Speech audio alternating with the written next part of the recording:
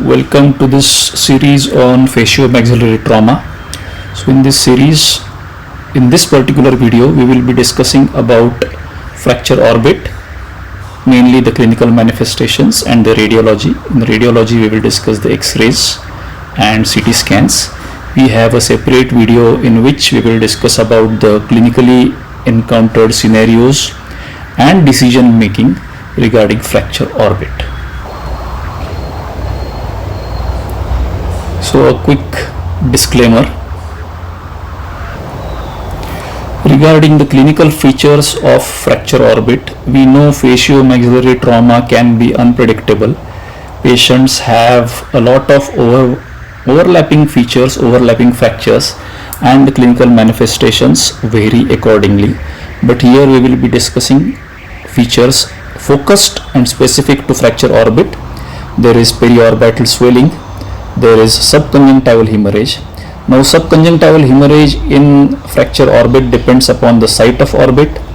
The subconjunctival hemorrhage is mainly located to the medial aspect of the orbit, or rather medial aspect of the eye when the lamina papricia is involved, whereas when fracture zygoma, isolated fracture zygoma is involved, the subconjunctival hemorrhage is more commonly involved in the lateral aspect. Now because of the fracture orbit, there is diplopia mainly in the upward gaze. That is because of the entrapment of the inferior rectus at the floor of the orbit.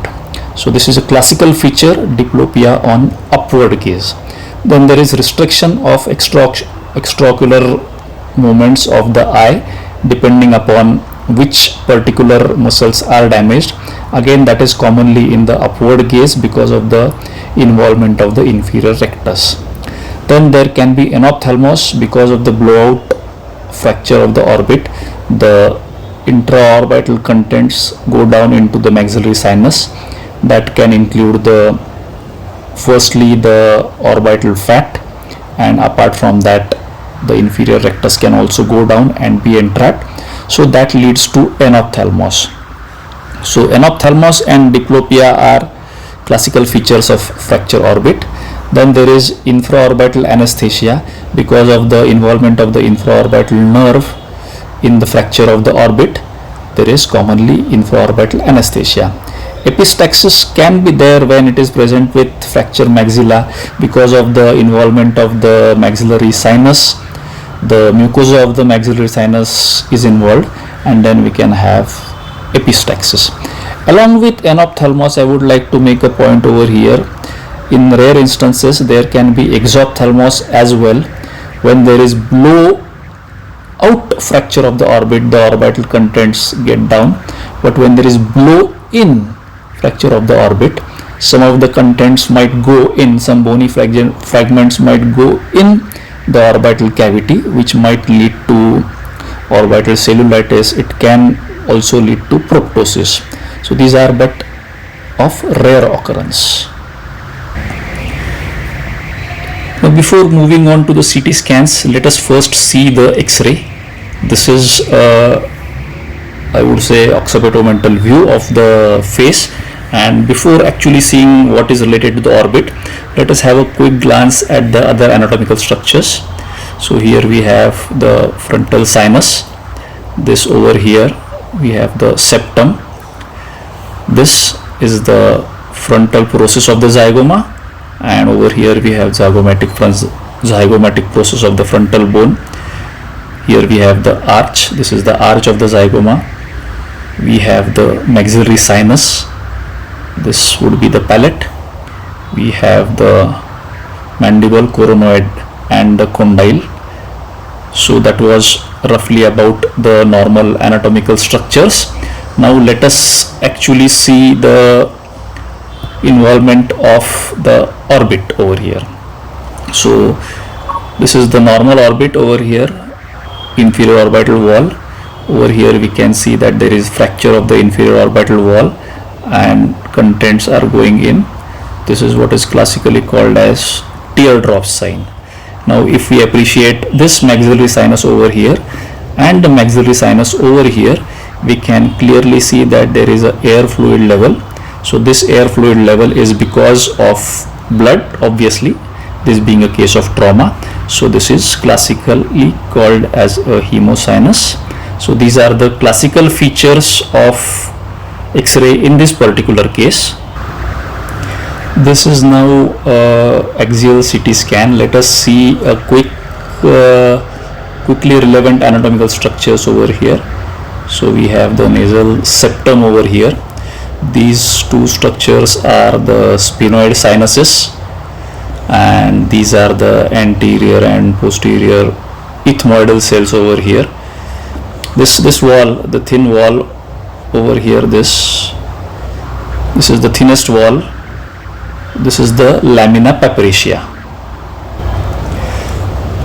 Now coming to the fracture orbit proper, we have over here a slightly displaced fracture of the lateral orbital wall with, if you see this black structure, it has got a small intraorbital air bubbles, and this is a small bony fragment. The white structure is a small bony fragment which is shown by the empty arrow,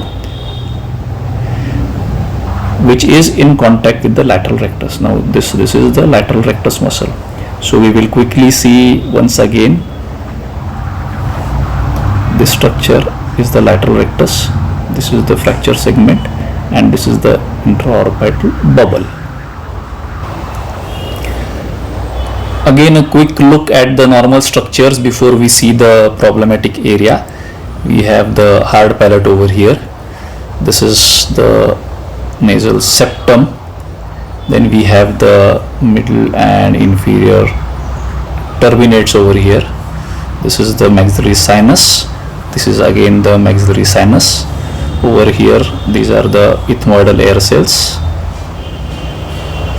and somewhere here would be our cribriform plate. Now coming to the orbit proper, this is a classical CT scan coronal view showing a blowout fracture of the orbit. This is a classical teardrop sign, we would say, which is almost pathognomic of fracture orbit. Now if we see these soft tissue shadows over here, these are of the muscles, this inferior rectus, medial rectus, lateral rectus, superior rectus, and the optic nerve. So here we can see that this particular shadow is most likely of the inferior rectus, which is entrapped along with the orbital contents, the orbital fat. Now this classically leads to diplopia in the upward gaze. Now just a quick overview of different presentations of fracture orbit. This is again, as you can see, a classical teardrop sign. Here you can see the inferior rectus again, which is entrapped below the inferior orbital rim or the floor. So this also will lead to classical diplopia in upward gaze and anophthalmos. As compared to this maxillary cavity, you can appreciate the cavity over here, which is bit obliterated because of the intraorbital contents. Another coronal view of fracture orbit, you can appreciate the blowout fracture of the orbit, the contents which are entrapped over here. If we see the maxillary sinus over here and the sinus over here, it is completely filled up with blood. So complete hemosinus apart from this small bubble of air which is there. So this is another feature which can manifest in fracture orbit. So in this case we have fracture of the right lateral orbital wall along with the fracture of the maxillary sinus. We again have a coronal CT of this patient with fracture of the left lateral orbit. The fracture segment has gone inside. If we see, or if we compare both the sides, over here if we see the orbital contents and the globe over here, and on the affected side the globe and the orbital contents are significantly compressed. So this might manifest clinically with decreased vision as well, depending upon how severe the blow was and what structures are damaged. So let us go through this 3D recon. Now here we have the orbital floor, On the medial side we have the lamina peperacea, which is the thinnest part of the orbit. These are all the orbital contents which are seen over here. This is the zygomatic frontal process of the zygoma. Over here we have the zygomatic arch. This is arch is not seen on the other side. Now this is a blowout or rather fracture of the orbital floor. Blowout or not, we won't be able to comment in this picture, so it is comminuted. Fracture line is going this way. So in 3D CTs it is fairly easy because it reflects what we actually see in our patients, but just for the sake of easier understanding, this is a 3D CT of face showing fracture orbit. So we'll again go through this CT. We have the mandible over here, the condyle, the coronoid process, we have the arch of the zygomatic arch, frontal process of the zygoma, zygomatic process of the frontal bone. This I think most likely is the superior orbital fissure. This is the optic canal for the optic nerve. We have over here fracture of the orbit. This is the lamina peperacea over here, thinnest part of the orbit, which is fractured. This segment is also fractured. This is the NOE complex, naso-orbito-ethmoidal complex. Over here also there appears to be a detachment of the lateral orbital wall. So this is a combination of fractures, and this is the area wherein we have attachment of the, I would say, medial canthal tendons, and which causes telecanthus. Since this is fractured, it comes downward. Same thing is here. So the distance between the medial canthal tendons increases, causing telecanthus. So that was about the clinical manifestations and various radiological presentations, X-rays and CT scans of fracture orbit. Please view the other video on fracture orbit, wherein we'll discuss the various clinical and decision making factors, how to manage patients of fracture orbit.